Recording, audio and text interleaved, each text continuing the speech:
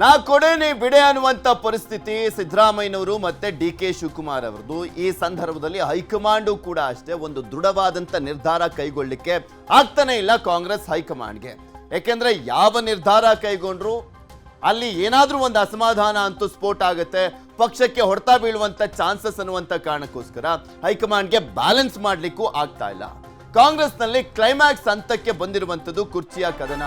ಪಂಚ ರಾಜ್ಯಗಳ ಚುನಾವಣೆ ಒಂದು ಆಗ್ಬಿಡ್ಲಿ, ಬೈ ಎಲೆಕ್ಷನ್ ರಿಸಲ್ಟ್ ಎಲ್ಲ ಬರಲಿ, ಅದಾದ್ಮೇಲೆ ಶುರು ಹಚ್ಕೊಳ್ಳೋಣ ಅನ್ನುವಂಥ ರೀತಿಯಲ್ಲೇ ಸೈಲೆಂಟ್ ಆಗಿದ್ದಂತಹ ಕಾಂಗ್ರೆಸ್ನ ಬಣರಾಜಕೀಯ ಮತ್ತೊಮ್ಮೆ ಒತ್ಕೊಂಡು ಉರಿತಾ ಇದೆ. ದೆಹಲಿಯ ಅಂಗಳದಲ್ಲಿ ಬಣ ರಾಜಕೀಯ ಯಾವ ರೀತಿಯಾಗಿ ಮುನ್ನೆಲೆಗೆ ಬಂದಿದೆ, ಯಾರ್ಯಾರನ್ನ ಭೇಟಿ ಮಾಡ್ತಾ ಇದ್ದಾರೆ ಗೊತ್ತಿರುವಂತ ವಿಚಾರಣೆ.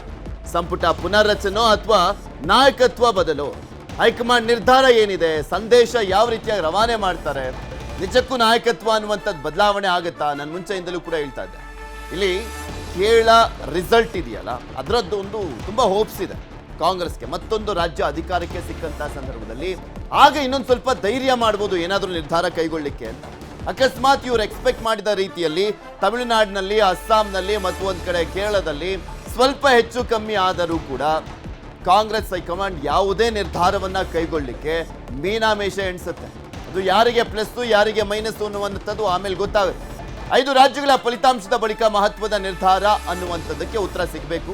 ಗುಡ್ ನ್ಯೂಸ್ ಸಿಎಂಗ ಅಥವಾ ಡಿ ಸಿಎಂಗ ಅಂತೆ ಕಂತೆಗಳಿಗೆ ಮೇ ಮೊದಲ ವಾರದಲ್ಲಿ, ಮೇ 4ನೇ ತಾರೀಕು ರಿಸಲ್ಟ್ ಬಂದ ಬಳಿಕ ಗೊತ್ತಾಗುತ್ತೆ. ಅಕಸ್ಮಾತ್ ಕೇರಳದಲ್ಲಿ ಅಧಿಕಾರಕ್ಕೆ ಬಂದ್ರು ಅಂದ್ರೆ ಅಲ್ಲೇ ಆಗೋಗುತ್ತೆ. ಆಲ್ಮೋಸ್ಟ್ 10ನೇ ತಾರೀಕುವರೆಗೂ ಅಲ್ಲೇ ಜಟಾಪಟಿ ಆಗುತ್ತೆ. ಯಾರನ್ನು ಮುಖ್ಯಮಂತ್ರಿ ಮಾಡಬೇಕು ಏನು ಎತ್ತ. UDF ನೇತೃತ್ವದ ಕಾಂಗ್ರೆಸ್ ಸರ್ಕಾರ ಬಂದಂತಹ ಸಂದರ್ಭದಲ್ಲಿ ಅಕಸ್ಮಾತ್ ಬರದೇ ಇದ್ದರೆ ಇದು ದೊಡ್ಡ ಸಮಸ್ಯೆಯನ್ನ ಹುಟ್ಟಾಕತ್ತೆ ಕಾಂಗ್ರೆಸ್ನಲ್ಲಿ. ಆಂತರಿಕ ಬೇಗುದಿ ಮತ್ತಷ್ಟು ಹೆಚ್ಚಾಗುವಂತ ಸಾಧ್ಯತೆ ಇದೆ. ದೆಹಲಿಯಲ್ಲಿ ಬೀಡು ಬಿಟ್ಟಿರುವಂತದ್ದು ಸಿಎಂ ಆಪ್ತ ಸಚಿವರು ಸತೀಶ್ ಜಾರಕಿಹೊಳಿ, ಮಹದೇವಪ್ಪ ಅಲ್ಲೇ ಇದ್ದಾರೆ. ಹೈಕಮಾಂಡ್ ನಾಯಕರನ್ನ ಭೇಟಿ ಆಗ್ತಾನೆ ಇದ್ದಾರೆ. ರಾಹುಲ್ ಗಾಂಧಿ ಅವರನ್ನ ಭೇಟಿಯಾಗುವಂತ ನಿಟ್ಟಿನಲ್ಲಿ ಪ್ರಯತ್ನವನ್ನ ಮಾಡಲಾಗ್ತಾ ಇದೆ. ಇನ್ನ ಸಚಿವ ಸಂಪುಟ ಪುನರ್ರಚನೆ ದಾಳವನ್ನ ಉಳಿಸಿರುವಂತದ್ದು. ಸಾಕಷ್ಟು ಜನ ಶಾಸಕರು ಸಂಪುಟ ಪುನರ್ರಚನೆ ಆಗ್ಬೇಕು ಅಂತ ಸಹಜ ಅದು. ಯಾಕೆಂದ್ರೆ ಬಿಗ್ ಮ್ಯಾಂಡೇಟ್ ಕಾಂಗ್ರೆಸ್ಗೆ ಸಿಕ್ಕಿರುವಂತದ್ದು 136 ಸೀಟ್ ಸಿಕ್ಕಿದ್ದು 2023ರ ಎಲೆಕ್ಷನ್ ಸಂದರ್ಭದಲ್ಲಿ. ಸಹಜವಾಗಿ ಅಧಿಕಾರ ಹಂಚಿಕೆ ಆಗಬೇಕು ಅಂತ ಸಚಿವ ಸ್ಥಾನದ ಆಕಾಂಕ್ಷಿಗಳು ಕಾಯ್ತಾನೆ ಇದ್ದಾರೆ. 2 ವರ್ಷಕ್ಕಾಗತ್ತೆ ಅನ್ಕೊಂಡ್ರು, 2.5 ವರ್ಷಕ್ಕಾಗತ್ತೆ ಅನ್ಕೊಂಡ್ರು, ಹಾಗೆ ಇಲ್ಲ 3 ವರ್ಷ ಆಗ್ತಾ ಇರುವಂತ ಸಂದರ್ಭದಲ್ಲಿ ಮತ್ತೆ ನಾವ್ ಯಾವಾಗ ಸಚಿವರಾಗೋದು ಅನ್ನುವಂತ ಕನಸನ್ನ ಹೊತ್ಕೊಂಡು ತಿರುಗ್ತಾನೆ ಇದ್ದಾರೆ ಕಾಂಗ್ರೆಸ್ನ ಶಾಸಕರು. ಶೀಘ್ರವೇ 40 ಶಾಸಕರು ದೆಹಲಿ ಪ್ರಯಾಣಕ್ಕೆ ಹೋಗುವಂತ ನಿಟ್ಟಿನಲ್ಲಿ ಮತ್ತೊಮ್ಮೆ ಮುಂದಾಗ್ತಾ ಇದ್ದಾರಂತೆ. ಇನ್ನು ಅಹಿಂದ ದಾಳ ಉರುಳಿಸಿ ಸಾಹುಕಾರ ರಾಜಕೀಯವನ್ನ ಮಾಡ್ತಾ ಇದ್ದಾರೆ. ಅಹಿಂದ ದಾಳ ಕಾಂಗ್ರೆಸ್ನ ವೋಟ್ ಬೇಸ್ ಇರುವಂಥದ್ದೇ ಅಹಿಂದ, ಎಲ್ರಿಗೂ ಗೊತ್ತಿರುವಂಥದ್ದೇ. ಅದನ್ನ ಮತ್ತೊಮ್ಮೆ ಮುನ್ನೆಲೆಗೆ ತರ್ತಾ ಇದ್ದಾರೆ. ಅಹಿಂದ ಬೆಳ್ಳಿ ಹಬ್ಬಕ್ಕೆ ಸತೀಶ್ ಜಾರಕಿಹೊಳಿ ತಂತ್ರವನ್ನ ಮಾಡ್ತಾ ಇದ್ದಾರೆ. ಹೈಕಮಾಂಡ್ ಅನುಮತಿಗೆ ಕಾಯ್ತಾ ಇರುವಂಥದ್ದು ಸತೀಶ್. ಅಹಿಂದ ಸಮಾವೇಶಗಳನ್ನ ಮಾಡೋಣ, ಅವರೆಲ್ಲೋ ಒಂದು ಸ್ವಲ್ಪ ಕಾಂಗ್ರೆಸ್ ಪಕ್ಷದಿಂದ ದೂರ ಸರಿತಾ ಇದ್ದಾರೆ ಅನ್ನುವಂಥ ಲೆಕ್ಕಾಚಾರದ ಮಾತುಗಳನ್ನು ಆಡಿದ್ದಾರಂತೆ ಖರ್ಗೆ ಅವರ ಜೊತೆಗೆ. ಅದರ ಜೊತೆಗೆ KC ವೇಣುಗೋಪಾಲ್, ರಣದೀಪ್ ಸಿಂಗ್ ಸುರ್ಜೇವಾಲಾ ಅವ್ರ ಜೊತೆನೂ ಕೂಡ ಒಂದು ರಿಪೋರ್ಟ್ ಅನ್ನ ಕೊಟ್ಟಿದ್ದಾರೆ ಅಂತ. ಖರ್ಗೆ, ಸುರ್ಜೇವಾಲಾ, KCV ಜೊತೆ ಸಮಾಲೋಚನೆ, ರಾಹುಲ್ ಗಾಂಧಿ ಭೇಟಿಗಾಗಿ ಕಾದಿರುವಂಥದ್ದು ಸತೀಶ್ ಜಾರಕಿಹೊಳಿಗೆ ಸಚಿವ ಮಹದೇವಪ್ಪ ಕೂಡ ಸಾಥ್ ಕೊಟ್ಟಿದ್ದಾರೆ. ಇವರಿಬ್ಬರು ಸಿದ್ದರಾಮಯ್ಯನವರ ಪರಮಾಪ್ತರು, ಗೊತ್ತಿರುವಂತ ವಿಚಾರಣೆ. ಆಂತರಿಕ ಸಮೀಕ್ಷಾ ವರದಿಯನ್ನ ಮುಂದಿಟ್ಟು ಸತೀಶ್ ದಾಳವನ್ನ ಉಳಿಸ್ತಾ ಇದ್ದಾರಂತೆ. ಅನುಮತಿ ಸಿಕ್ಕರೆ ಸಿದ್ದರಾಮೋತ್ಸವ ಮಾದರಿಯಲ್ಲಿ ಸಮಾವೇಶವನ್ನ ಮಾಡಬೇಕು ಅಂತ.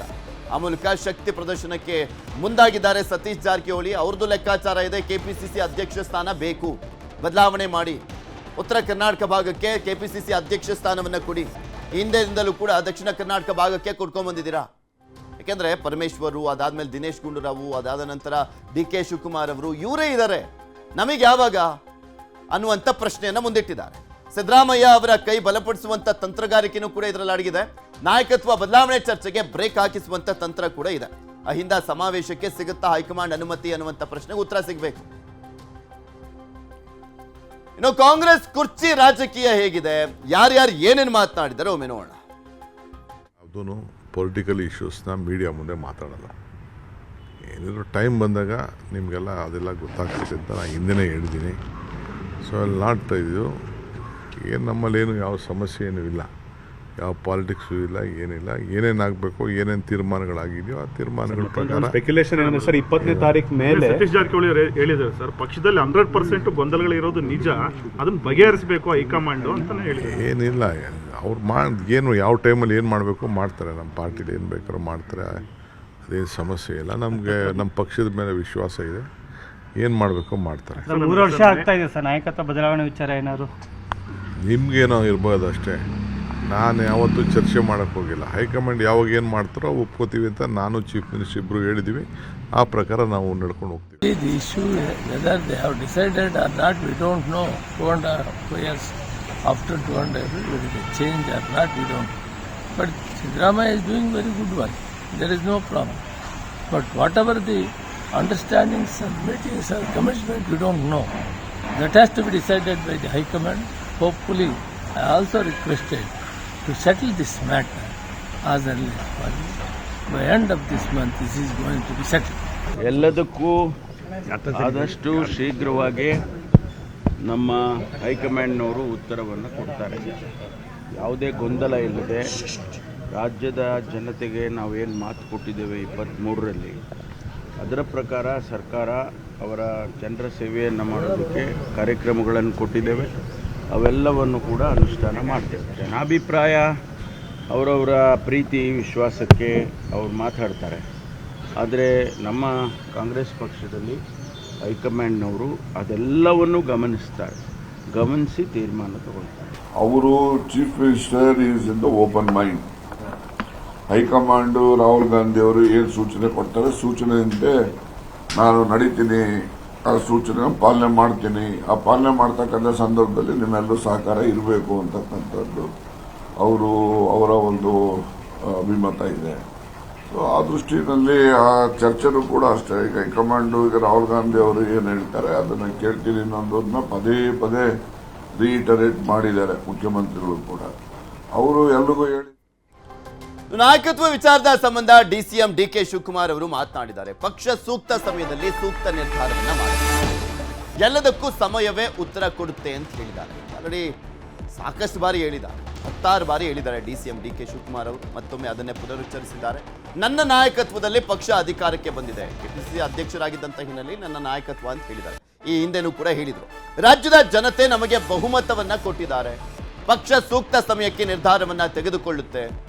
ನೆಟ್ವರ್ಕ್ 18 ಮೀಡಿಯಾ ಅಂಡ್ ಇನ್ವೆಸ್ಟ್ಮೆಂಟ್ನ ಸಮೂಹ ಸಂಸ್ಥೆಯ ಮನಿ ಕಂಟ್ರೋಲ್ನ ಫ್ಯೂಚರ್ ಆಫ್ ವರ್ಕ್ ಕಾರ್ಯಕ್ರಮದಲ್ಲಿ ಭಾಗಿಯಾಗಿ ಡಿಕೆ ಶಿವಕುಮಾರ್ ಅವರು ಮಾತನಾಡಿದರು.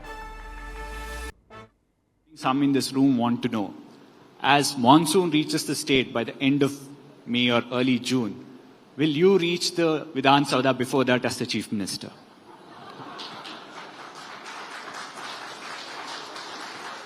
Will you be the Chief Minister when the monsoon session starts?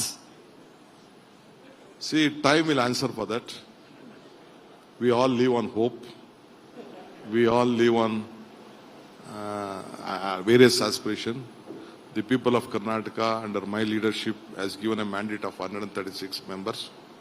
Let us see. My party will take its decision at the right time, and you will also display whatever the result is there on your screen. Thank you, sir. Thanks a lot. DKShi ಆಪ್ತರು ಏನ್ ಹೇಳಿದ್ದಾರೆ ಈ ವಿಚಾರಕ್ಕೆ ಸಂಬಂಧಪಟ್ಟಂತೆ ನೋಡೋಣ. ಇವತ್ತಿನ ದಿನ high command ಅವರು ಅವರ ಶ್ರಮಕ್ಕೆ ಫಲವನ್ನು ಕೊಡ್ತಾರೆ ಅನ್ನೋದು ನಾವೆಲ್ಲ ನಂಬ್ಕೊಂಡಿದ್ದೇವೆ.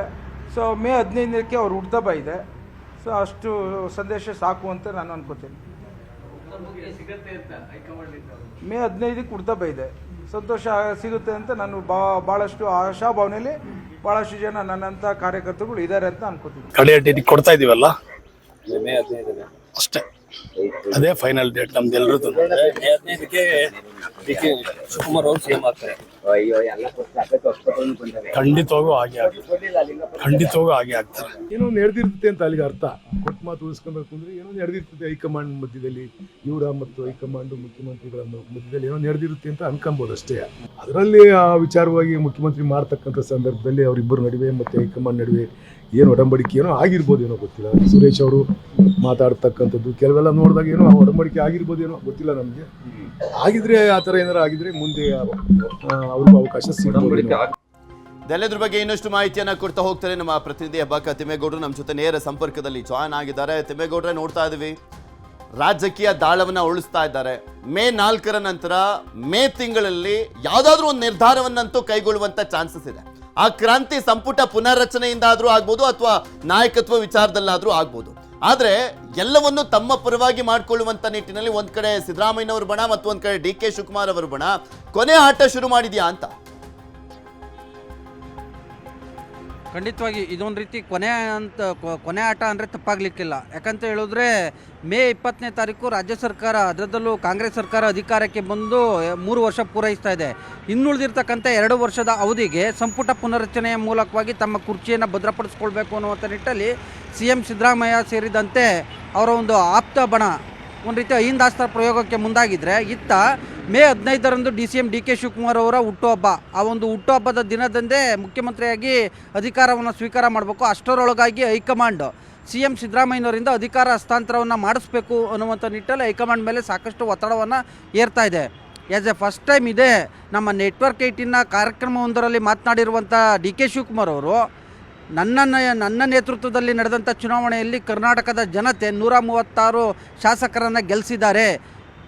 ಹೈಕಮಾಂಡ್ ಸೂಕ್ತ ಸಮಯದಲ್ಲಿ ಸೂಕ್ತ ನಿರ್ಧಾರವನ್ನು ತೆಗೆದುಕೊಳ್ಳುತ್ತೆ, ಅದನ್ನು ನೀವು ಪರದೆ ಮೇಲೆ ತೋರಿಸ್ತೀರಾ ಅನ್ನುವಂಥ ಒಂದು ಮಾತನ್ನು ಹೇಳೋದ್ರ ಮುಖಾಂತರ ಏನು ನನ್ನ ನೇತೃತ್ವದಲ್ಲೇ ಈ ಒಂದು ಚುನಾವಣೆ ನಡೆದಿರೋದು, ನನಗೂ ಕೂಡ ಅಧಿಕಾರ ಬೇಕು ಅನ್ನುವಂಥ ಒಂದು ಸಂದೇಶವನ್ನು ಹೈಕಮಾಂಡ್ಗೆ ರವಾನೆಯನ್ನು ಮಾಡಿರ್ತಕ್ಕಂಥದ್ದು. ಇದಕ್ಕೆ ಪ್ರತಿತಂತ್ರವಾಗಿ CM ಸಿದ್ದರಾಮಯ್ಯನವರ ಬಣ, ಎಸ್ಪೆಷಲಿ ಸಚಿವ ಸತೀಶ್ ಜಾರಕಿಹೊಳಿ, ಡಾಕ್ಟರ್ HC ಮಹದೇವಪ್ಪ ನೇತೃತ್ವದ ಶಾಸಕರ ನಿಯೋಗ ಎಲ್ಲ ಒಂದು ಕಡೆಯಾಗಿ ಅಹಿಂದಾಸ್ತ್ರ ಪ್ರಯೋಗ ಮಾಡೋದಕ್ಕೆ ಮುಂದಾಗಿದೆಯಾ. ಯಾಕಂತ ಹೇಳಿದ್ರೆ ಅಹಿಂದ ಸಂಘಟನೆ ಆರಂಭವಾಗಿ 25 ವರ್ಷ ತುಂಬಿರ್ತಕ್ಕಂಥ ಹಿನ್ನೆಲೆಯಲ್ಲಿ ಆ ಒಂದು 25 ವರ್ಷದ ಬೆಳ್ಳಿ ಹಬ್ಬ ಮಹೋತ್ಸವವನ್ನು ಅದ್ದೂರಿಯಾಗಿ ಆಚರಣೆ ಮಾಡೋದ್ರ ಮುಖಾಂತರ, ಬೃಹತ್ ಸಮಾವೇಶವನ್ನು ಆಯೋಜನೆ ಮಾಡೋದ್ರ ಮುಖಾಂತರ ಒಂದೇ ಕಲ್ಲಲ್ಲಿ ಎರಡಕ್ಕೆ ಹೊಡೆಯುವಂಥ ಒಂದು ತಂತ್ರಗಾರಿಕೆಯನ್ನು ಅಳವಡಿಸ್ಕೊಂಡಿರ್ತಕ್ಕಂಥದ್ದು. ಒಂದು ಏನೋ ಹೈಕಮಾಂಡ್ ಏನಾದರೂ ಈ ಒಂದು ಅಹಿಂದ ಸಮಾವೇಶಕ್ಕೆ, ಬೆಳ್ಳಿ ಹಬ್ಬ ಆಚರಣೆಗೆ ಏನಾದರೂ ಅನುಮತಿಯನ್ನು ಕೊಟ್ಟಿದ್ದೇ ಆಗಿದ್ದಲ್ಲಿ ಹುಬ್ಬಳ್ಳಿಯಲ್ಲಿ ಒಂದು ಬೃಹತ್ ಸಮಾವೇಶನ ಆಯೋಜನೆ ಮಾಡೋದ್ರ ಮುಖಾಂತರ ಸಚಿವ ಸತೀಶ್ ಜಾರಕಿಹೊಳಿ ಅವರ ಒಂದು ಶಕ್ತಿ ಪ್ರದರ್ಶನವನ್ನು ಮಾಡುವಂಥದ್ದು. ಯಾಕಂತ ಹೇಳಿದ್ರೆ KPCC ಅಧ್ಯಕ್ಷ ಹುದ್ದೆಯ ಮೇಲೆ ಸತೀಶ್ ಜಾರಕಿಹೊಳಿ ಅವರು ಕಂಡಿಟ್ಟಿರ್ತಕ್ಕಂಥ ಹಿನ್ನೆಲೆಯಲ್ಲಿ ತಮ್ಮ ತಮ್ಮ ಬಲ ಪ್ರದರ್ಶನಕ್ಕೂ ಕೂಡ ಇದೊಂದು ರೀತಿ ವೇದಿಕೆ ಆಗುತ್ತೆ. ಮತ್ತೊಂದು ಕಡೆಯಾಗಿ CM ಸಿದ್ದರಾಮಯ್ಯವ್ರನ್ನ ಪದಚ್ಯುತಿಗೊಳಿಸಬೇಕು ಅನ್ನುವಂಥ ನಿಟ್ಟಲ್ಲಿ ಏನು ತಂತ್ರಗಾರಿಕೆ ನಡೀತಾ ಇದೆ, ಅದಕ್ಕೆ ರಣತಂತ್ರವಾಗಿ CM ಸಿದ್ದರಾಮಯ್ಯವ್ರಿಗೆ ಒಂದು ರೀತಿ ಬಲ ತುಂಬುವಂಥದ್ದು. CM ಸಿದ್ದರಾಮಯ್ಯವ್ರನ್ನೇನಾದರೂ ಕೆಳಗಡೆ ಇಳಿಸಿದ್ರೆ ಏನು ಕಾಂಗ್ರೆಸ್ ಪಕ್ಷಕ್ಕೆ ಒಂದು ದೊಡ್ಡ ಮಟ್ಟದ ಡ್ಯಾಮೇಜ್ ಆಗುತ್ತೆ. 2028ರ ಚುನಾವಣೆಗೆ ಪಕ್ಷ ಅಧಿಕಾರಕ್ಕೆ ಬರೋದು ಡೌಟ್ ಅನ್ನುವಂಥ ಒಂದು ಎಚ್ಚರಿಕೆ ಸಂದೇಶವನ್ನು ರವಾನೆ ಮಾಡೋದು ಕೂಡ ಈ ಒಂದು ಬೆಳ್ಳಿ ಹಬ್ಬ ಆಚರಣೆಯ ಹಿಂದೆ ಅಡಗಿದೆ ಅಂತ ಹೇಳಲಾಗ್ತಾ ಇದೆ. ಒಟ್ಟಾರೆ ಏನು ಹೈಕಮಾಂಡ್ ಇದೀಗ ಸಚಿವ ಸಂಪುಟ ಪುನರ್ರಚನೆಗೆ ಮತ್ತೊಂದು ಕಡೆಗೆ ಅಹಿಂದ ಸಮಾವೇಶಕ್ಕೆ ಏನಾದರೂ ಅವಕಾಶವನ್ನು ಕೊಡುತ್ತಾ ಅಥವಾ ನಾಯಕತ್ವ ಬದಲಾವಣೆ ಕುರಿತಂತೆ ಏನಾದರೂ ಒಂದು ಸೂಕ್ತವಾದಂಥ ಒಂದು ನಿರ್ಧಾರವನ್ನು ಕೈಗೊಳ್ಳುತ್ತಾ ಅನ್ನುವಂಥದ್ದು ಸದ್ಯದ ಕುತೂಹಲ. ಪೃಥ್ವಿರಾಜ್, ನೋಡೋಣ ಏನೇನಾಗುತ್ತೆ ಅನ್ನುವಂಥದ್ದನ್ನ. ಧನ್ಯವಾದ ತಿಮ್ಮೇಗೌಡರೆ ನಿಮ್ಮೆಲ್ಲ ಮಾಹಿತಿಗಾಗಿ.